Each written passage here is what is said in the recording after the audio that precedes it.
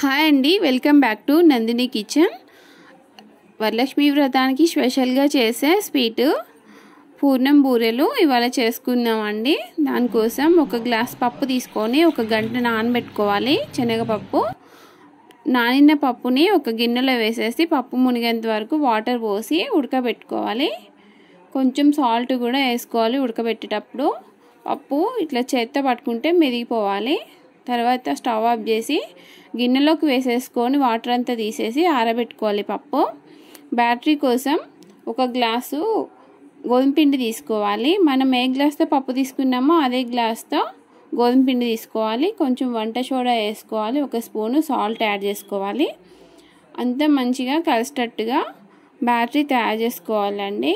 ఈ కన్సిస్టెన్సీలో ఉండాలి. మనం ఇలా వేలు పెడితే వేలికి బ్యాటరీ అంటాలి. అప్పుడే మనకి బూరె మంచిగా వస్తుంది. మనం ఆరబెట్టుకున్న పప్పు మిక్సీ గిన్నెలో వేసేసి 3 యాలక్కాయలు కూడా వేయాలండి. అందులో వేసి మెత్తగా మిక్సీ పట్టుకొని పక్కన పెట్టుకోవాలి. మనం పప్పు ఏ గ్లాస్తో తీసుకున్నామో అదే గ్లాస్తో బెల్లం కూడా తీసుకోవాలి. పాకం కోసం స్టవ్ మీద గిన్నె పెట్టేసుకొని మనం బెల్లం యాడ్ చేసి అందులో కొంచెం వాటర్ వేసుకొని పాకం పట్టుకోవాలి. బెల్లం అంతా కరిగిపోయే వరకు మంచిగా సిమ్లో పెట్టి పాకం పట్టుకోవాలి. కొంచెం ఒక గిన్నెలో వాటర్ తీసుకొని ఇలా గంటతో పాకం వేసుకుంటే ఈ విధంగా రావాలి. ఈ విధంగా వచ్చినప్పుడు స్టవ్ ఆఫ్ చేసేసుకొని మనం మిక్సీ పట్టుకున్న పిండి అందులో వేసేసి మొత్తం మంచిగా కలపాలి. ఉండలు లేకుండా మంచిగా కలుపుకోవాలి. అప్పుడే మంచిగా ఉంటుంది పిండి. పిండి అంతా కలపడం అయిపోయాక ఒక 2 స్పూన్లు నెయ్యి కూడా యాడ్ చేసుకొని మళ్ళీ ఒకసారి కలుపుకోవాలి. ఈ విధంగా మంచిగా లూజ్ లేకుండా మంచిగా కరెక్ట్గా వస్తుందండి. ఇట్లా చేస్తే ఇట్లా ఉండలు చుట్టుకోవాలి. పిండి అంతా ఉండలు చుట్టుకొని అన్నీ పక్కన పెట్టేసుకోవాలి. ఇక్కడ మీరు ఒకటి గమనించారా అండి, మన ఛానల్ పేరు చేంజ్ చేయడం జరిగింది. అందుకే నందిని కిచెన్ అని పెట్టాము.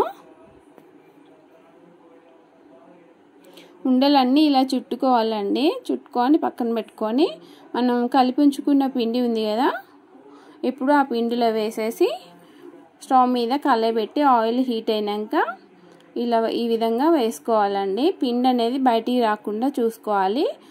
పిండి అనేది బయటికి వస్తే ఆయిల్ మొత్తం పాడైపోతుంది. వేసుకునేటప్పుడు జాగ్రత్తగా వేసుకోవాలి. అప్పుడే మంచిగా వస్తాయి బూరెలు. ఇదే విధంగా దోశ బ్యాటరీతో కూడా వేసుకోవచ్చండి. అది కూడా ఇట్లనే మంచిగా వస్తుంది. అది కూడా ఇంకొకసారి నేను చేసి చూపిస్తాను. బూరెలు మంచిగా పొంగి మంచిగా ఉంటాయండి. టేస్ట్ కూడా చాలా బాగుంటుందండి. ఇలా చేస్తే సింపుల్గా అయిపోతుంది. వరలక్ష్మి వ్రతం చేసే రోజు హడావుడిగా ఉంటుంది కదా, ఈ విధంగా చేసుకోవచ్చు. ఈజీగా వెళ్ళిపోతుంది మీకు టైము. మా రెసిపీస్ నచ్చితే మాత్రం మా ఛానల్ని సబ్స్క్రైబ్ చేసుకోండి, లైక్ చేయండి, షేర్ చేయండి. ఇంకేమైనా రెసిపీస్ కావాలన్నా కూడా కామెంట్ బాక్స్లో చెప్పచ్చండి.